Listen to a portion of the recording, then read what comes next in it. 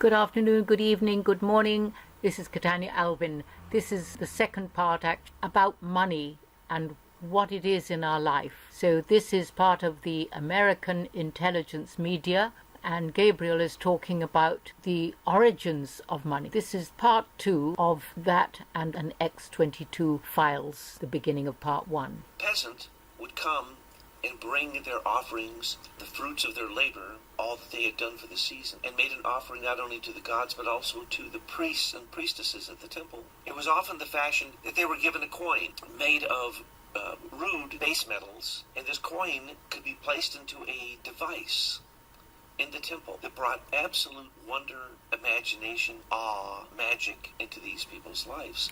They believed that the gods actually intervened propitiously for them. Once they put the coin in the slot, perhaps water usually is what happened. Water would flow from some magical source. They would capture the water and use it for oblations for themselves and for the gods, and to beg the gods that their seasons be good next year. So these things often happened at the harvest time. Now, I want to pause it there for a moment because I've had a passion for classical music and dance all my life, and was fortunate enough to have a full training and did actually dance professionally.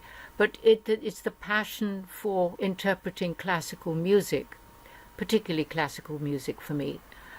And when it came to earning money, I found it very difficult to actually really come to full grips with it, because what I did, I loved.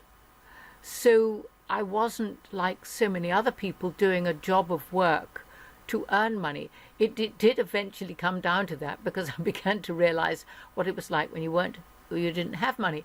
But it was very difficult for me, and I'm sure for many people have the same problem.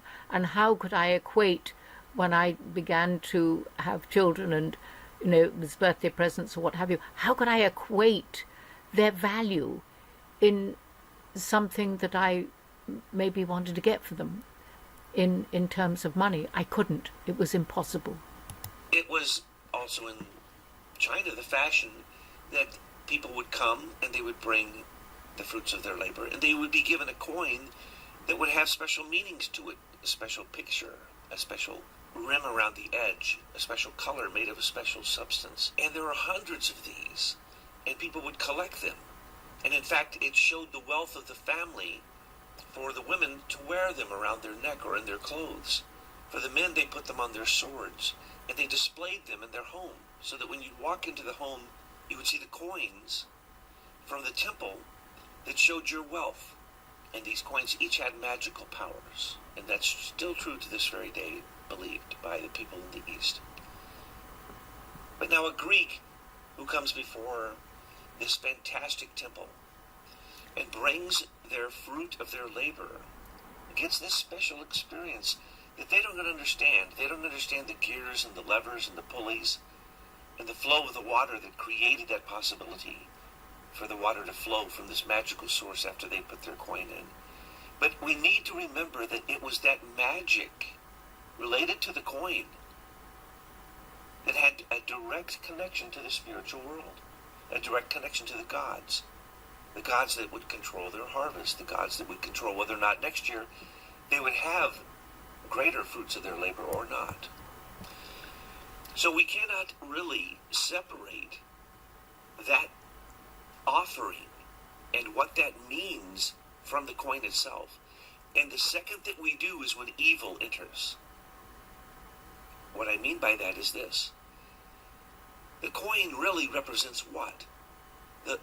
The accumulated, crystallized fruit of the labor of this person who comes to the temple, who is actually, at that point, the temple was the bank. It was the place they stored their extra grain so they'd have seed for the next year. They minted their coins there. They had usually priestesses who were the direct connection to the spiritual world, but it was controlled in Greece by, of course, men.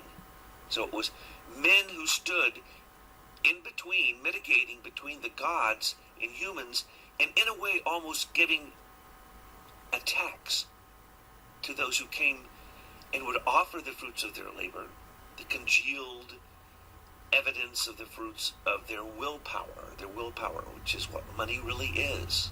And we'll get to that in a second. But their willpower was embodied in this.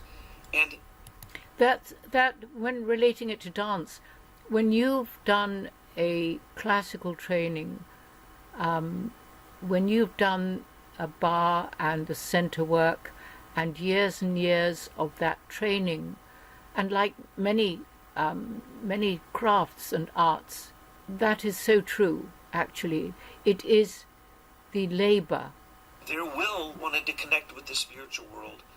And from behind, I lost my thought, behind that labor is the will. It is the will to do that, the will to carry on, the will to improve one's ability to do something. Get the blessing and go back to the priest basically charged a tax. And this is what then became common in all of the temples throughout the world in that time, approximately from about 800 BC on.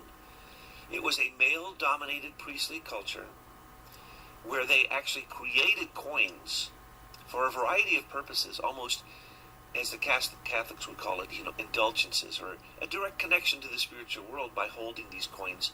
But also, the coins are offered up as the willpower of the human being, and that is the sacred moment. And if we understand that the money that we use even in our modern age is basically crystallized willpower. And if we could keep it that way, that would be fine. But the second that you take that crystallized willpower of human beings and turn it into derivative banking or credit default swaps or the New York Stock Exchange, those are all gambling casinos.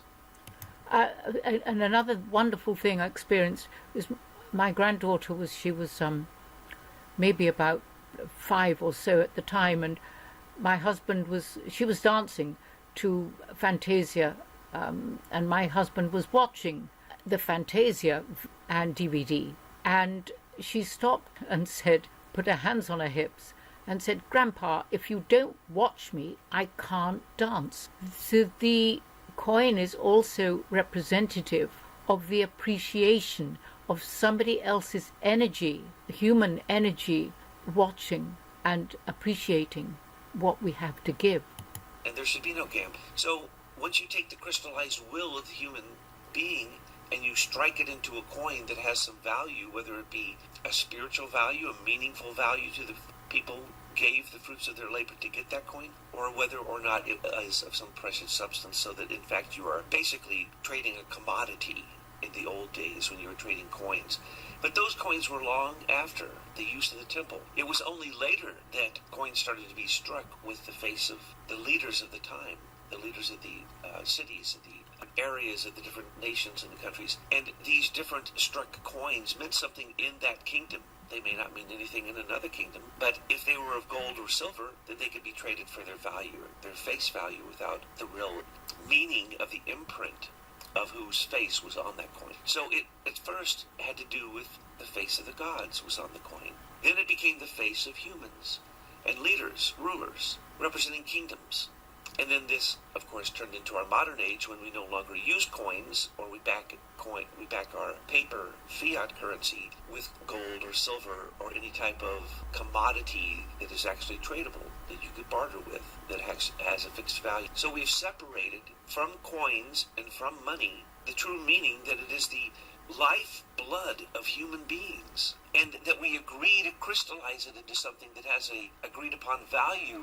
Well, that has to do with the culture. But the real meaning is, when we talk about money, we talk about the willpower of the human being. Now, exactly. This I will do another part. This is so fascinating.